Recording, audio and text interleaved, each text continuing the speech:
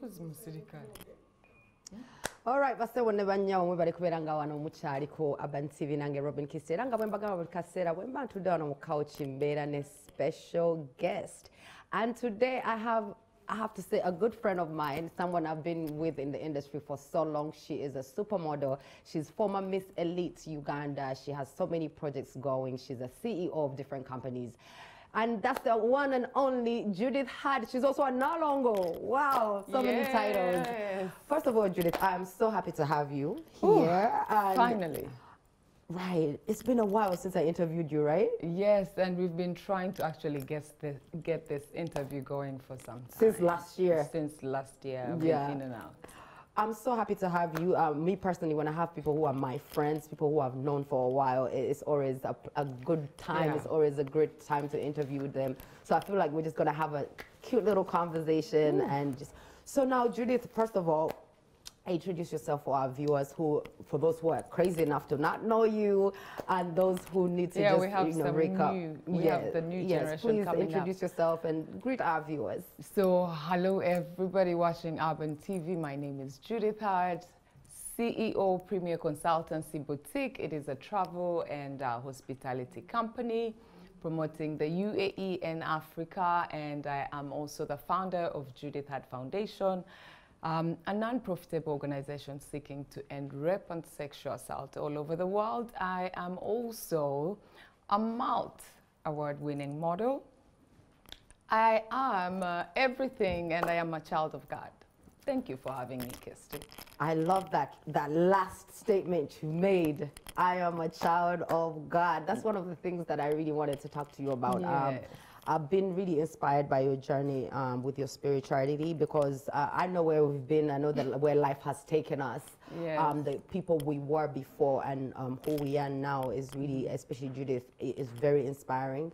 You're a mother, and I saw you now really spiritual, into church, playing church music, going to church every Sunday. Now, Judith, tell us a bit about this journey, your spiritual journey that you have embraced right now. Ooh, first of all, I have something for you. Really? You know, we're talking about women empowerment. We haven't gotten into the topic for the day, but I have something for you. I believe Valentine's is not just about couples. Valentine's is about love for everybody. And also, as a queen that is kept her game going in the industry, I have some flowers for you. So. Oh my God! Oh my God! Yes, so darling. Thank you so much, Mama. Oh my God! You're welcome. So these are for you. You guys, don't make me cry on air. Yeah.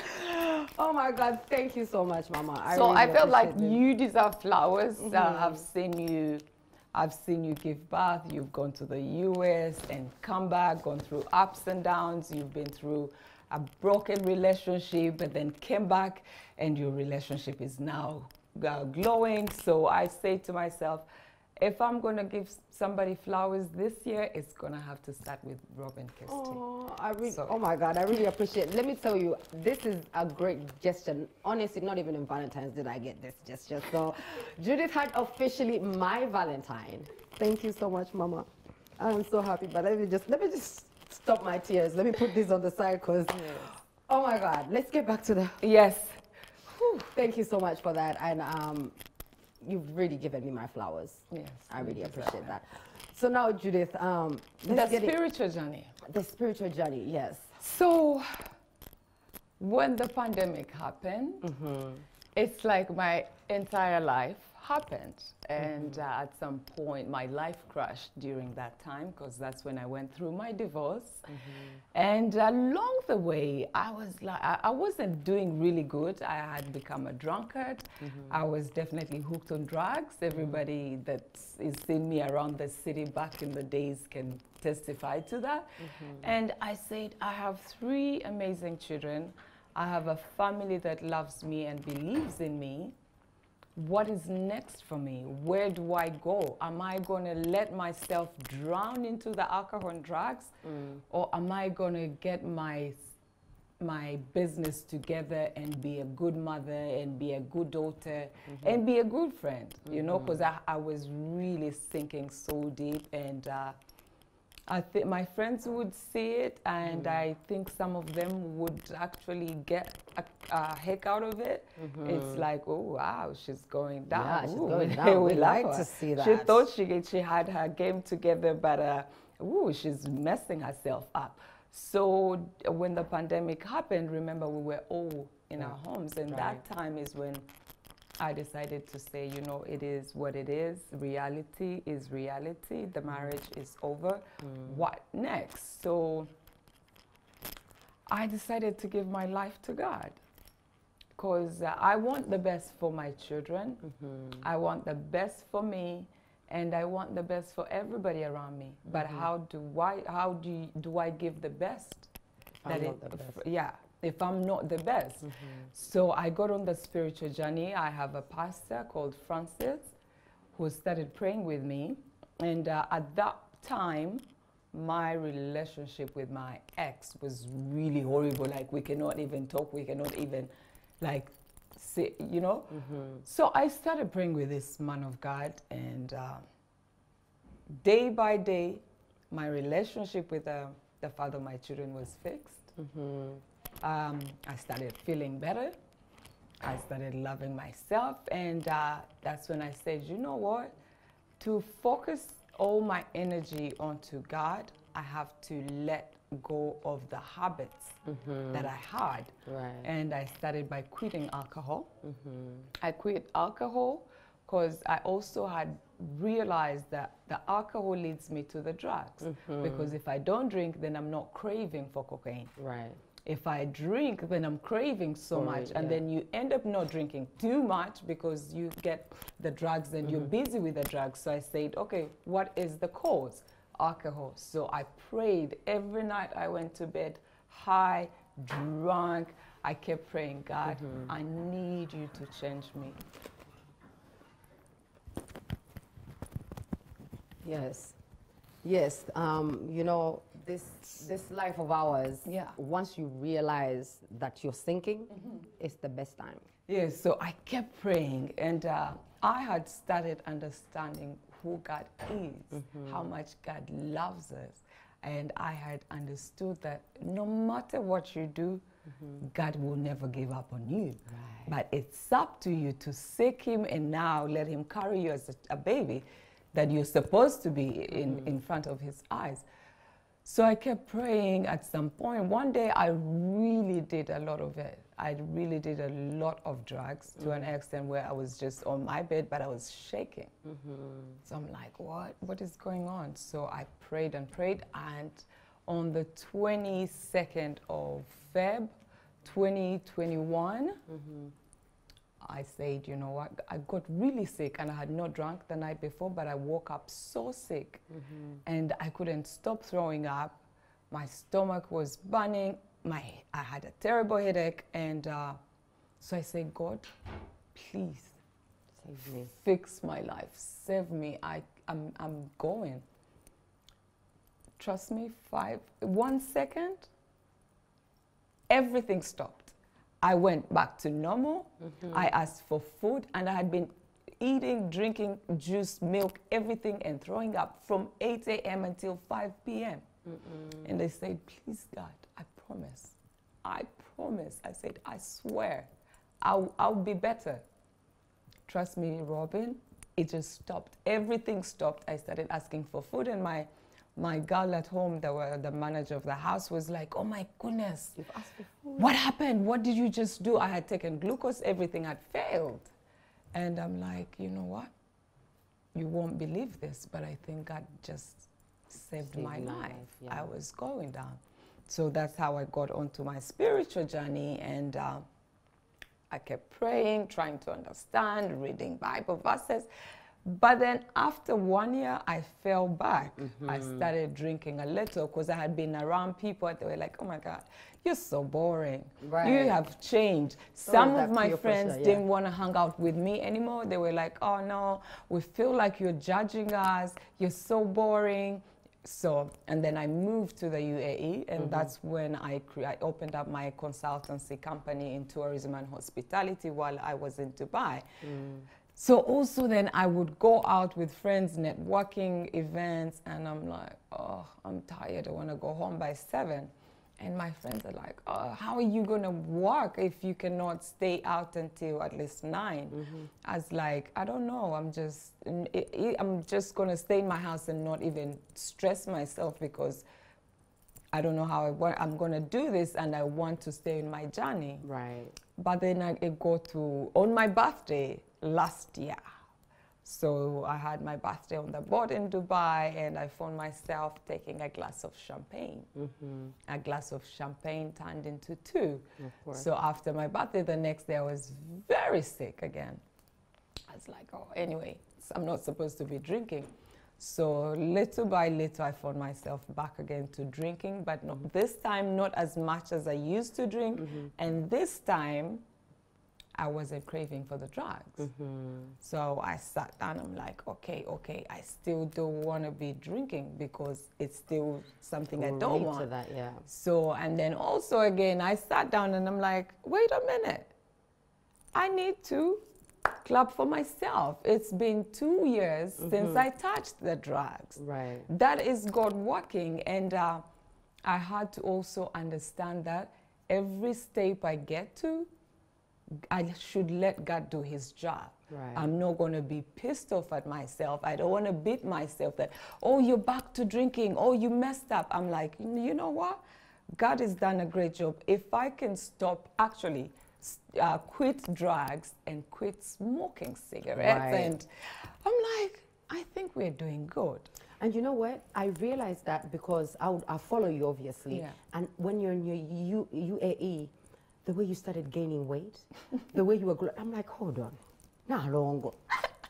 The hips, Trust the me. Motoro started coming The out. Motoro Munyarwanda blood was Munyarwanda, all, I'm the like, plant kid in me was showing. Before I looked like, I'm like, Jesus, I looked good. so horrible. No, see, that's the thing. You were not looking horrible, but you looked, we could tell, I could tell that you were on a journey.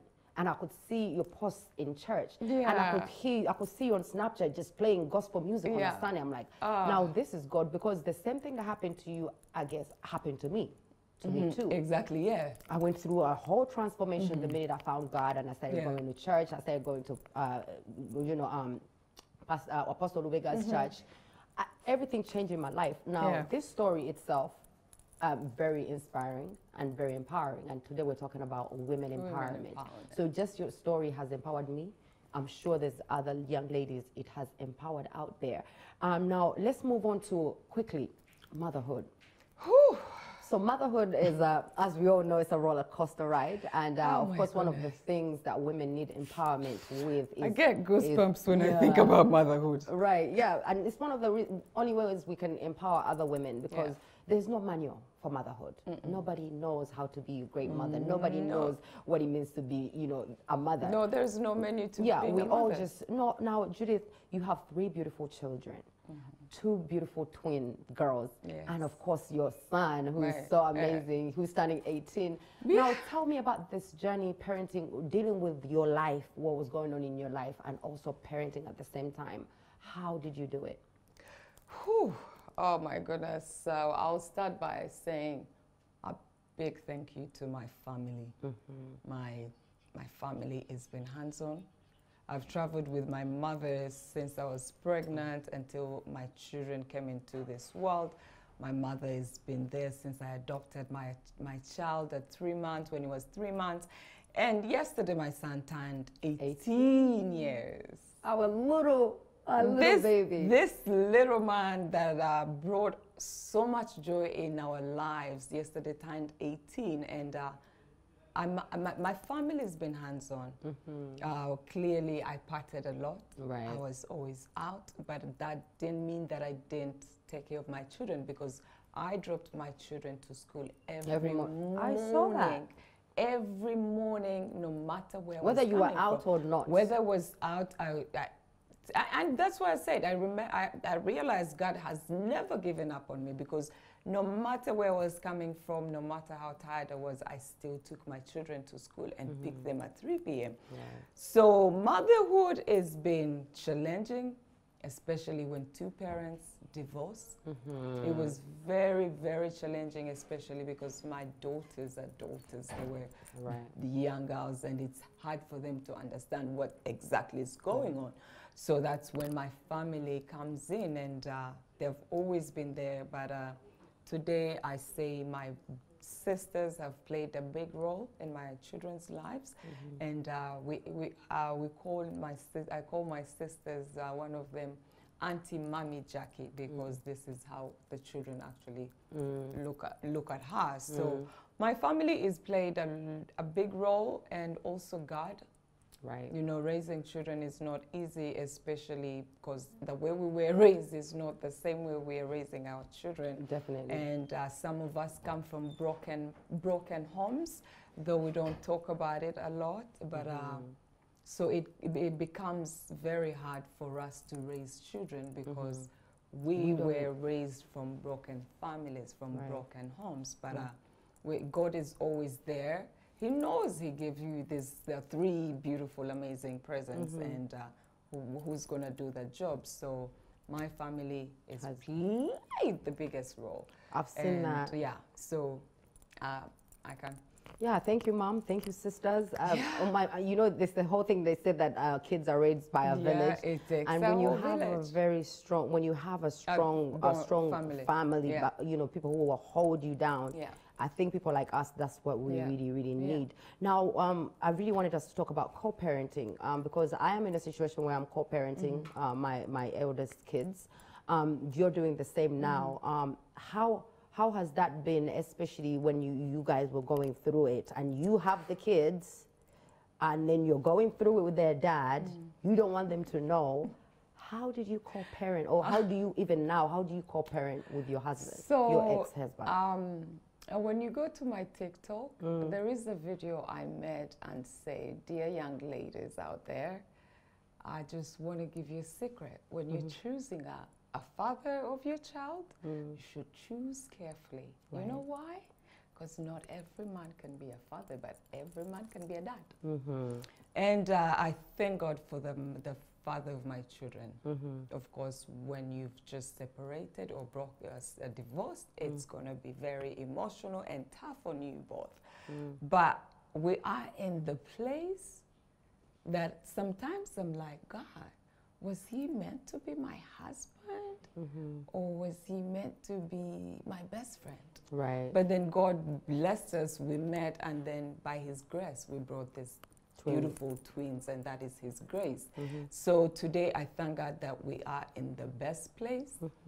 The father of my children is one of the most intelligent men I've ever met. I don't even know who comes close to him. And he's the person that I run to today for any advice. Before I start any business, I have to go to him. So I feel like it's a bond that we have that we cannot explain to people why we're not together, or to the children. But he will always be a very special person in my life. And co-parenting with him is it's never looked good, but it is the best thing that we have right now. Co-parenting, if I can speak to anyone, that's why I say it. Make sure you choose the right man when you're like going to someone have who can be children. your friend. There are men, you meet a man, you have children, but you have children, but probably he didn't even want these children. Facts. But you wanted children, and then you met the guy and you forced these children onto him. So you're going to regret, and you're going to live a very sad life, because you're forcing children onto the man that didn't even plan to have these children. Right. So that's why I'm going to say again, be careful and choose correctly the man you want to have children with. Right. So now back to the loving yourself part, because as women, we struggle a lot. Even the women you look at and you're like, oh, that's such a beautiful woman. How does she feel so insecure about herself? Now, Judith, how how do you find love for yourself? Because like you told me, the time you're going through drugs and you know, drug abuse, alcohol, to me, I believe that's the time where you really don't love yourself. I believe even me, like I know whenever I'm doing something out there that's not me, it's like I don't have love for myself anymore. Now, how did you get this love back for yourself when you're like, look, I am damaging myself, I'm not looking my best? Yeah. How do you get back to this Judith that we see right now? It's, honestly, I think when it is time, you don't have to look anywhere else, you know? When it's time for, when it is that time that God wants to take you out of that hole and fix you, there is no way you're gonna run from it. So when I started, when I gave my life to God, I started paying a lot of attention to the voices in my head. So I started looking back at all my friendships with people, and it made me realize that it is only my family that really loves and cares and wishes the best for me. So I looked at it and I'm like, well, when do I spend time with my family? When do I love onto my family? I'm always with friends out. Partying, pictures. And so I started weighing every friendship I had. And at some point I realized it was all glitz and glam and lies, and there was no loyalty. So I said, I need to take back all the love and give it to myself. Give it to myself. And every day that went by, I started loving myself more. So it got to a point where I sat by myself and looked at my phone and I'm like, why are you really texting me? What are we talking about? So then I would sit by myself and I'm like, okay, I have these voices saying, why are you even going to spend all day texting back and forth with this person if it's not something really productive? Right. So that friend is out. And then I go to another friend and I realize we share so much memes, and that is the way we talk. The memes we share, or the videos. So I'm like, okay, so this friendship is just for memes and laughing. Oh, did you see this shoe? Did you see how they messed up? So I was like, okay, out of my life, because now I'm focusing my energy on God, and I know gossip or making fun of people or making fun of anything is not right. So I put those people aside, and then I said, you know what? I need to love onto myself like a man loving me, or like somebody else loving me, because I've loved people, I've been loyal, I want the best for everybody, and I think it's something that is in my blood. I cannot take it, I cannot rip it out of myself, wishing and wanting the best for everybody, but then looking around and you're like, who wishes the best for me? Are they even really there? Because you look at the times when you were drunk, when you went back home, and then how many people called to check on you the next day. Some of them even, they wake up, and then I also looked at the point whereby you hang out with people, but because you're getting high and drunk, you will end up the next day with no penny in your bag. But everybody you're with has like millions and millions, but they cannot even ask, are you home safe? So I said, it is about time. I'm gonna love my God, and God is gonna love me 150%, and that means I love unto myself. And then the minute I love unto myself, then I'm gonna love unto my children, my family, and the people that matter most. And that is how it happened. All right, now Judith, I wish we had more time, but could you please, we just want to talk about now the projects you're working on. Of course, you have a campaign coming up, and also talk to us a little bit about your consultancy, just so people can get to know what you're up to right now before we go. So right now, God is opening so many doors that were closed on me, and my eyes are now open, so I know what I'm supposed to be doing. But of course, last year we opened up my first company, Premier Consultants. Of course, I had tried so many businesses in the past, but due to not being serious and not knowing where you want to go and want to be, they were not successful. We ended up spending money on the rent and everything. And I said, we're making people rich, not making myself rich. So we closed down the businesses. But I opened up a consultancy company because I realized Ugandans are the people that visit the UAE all the time. We're always in Dubai. And I was like, when do these people visit Uganda?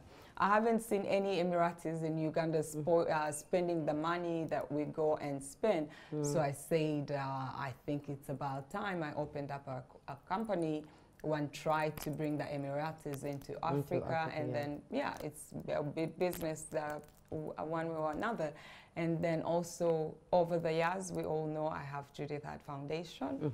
It's a foundation seeking to end rape and sexual assault all over the world. As you all know, I'm a rape survivor. I don't like to say victim because You're not I'm a survivor. Right. So we've been doing a lot of campaigns. We did one of them was Chogereko, because we know in our tradition we don't talk about rape because you're going to be embarrassed.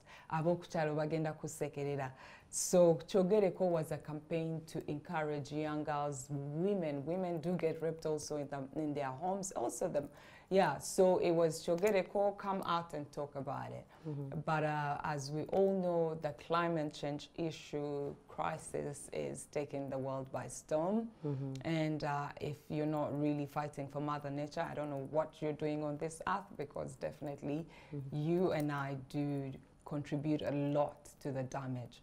So tomorrow, the 17th, we are launching our campaign, 50 million trees for Africa by 2050.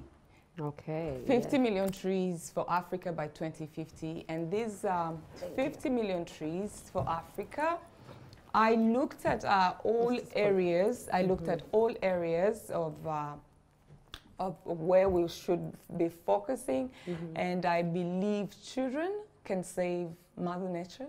Because we are, I hate to say it, but Miaka Jaffe, we are at a point where we've done the biggest job ruining the environment. But our children can actually save the environment. So our project is going to be planting fruit trees in schools all over Uganda. We want to try to do 1 million trees in Uganda, and then 1 million trees in another African schools. But yes, so this is where we are. Mother Nature is crying out loud. We need everyone, government officials, private sectors. We need funding. It doesn't take one person to plant all these trees. We need you all. And we need sustainable futures and environmental conservation. Why not? All right. Unfortunately, that's all the time we had. But guys, I think I would just have to bring Judith back or whatever. But please support the cause of 50 million trees for Africa by Africans. That was Nalongo Judith Heard. I hope you got a word or two or learned something from her story. It's quite a long story, but that's all we had to give you today. So, banange mwe bali kubeera nga mwekomedde ku Urban TV, nja kubeera nkomawo ku Monday. Musule bulungi.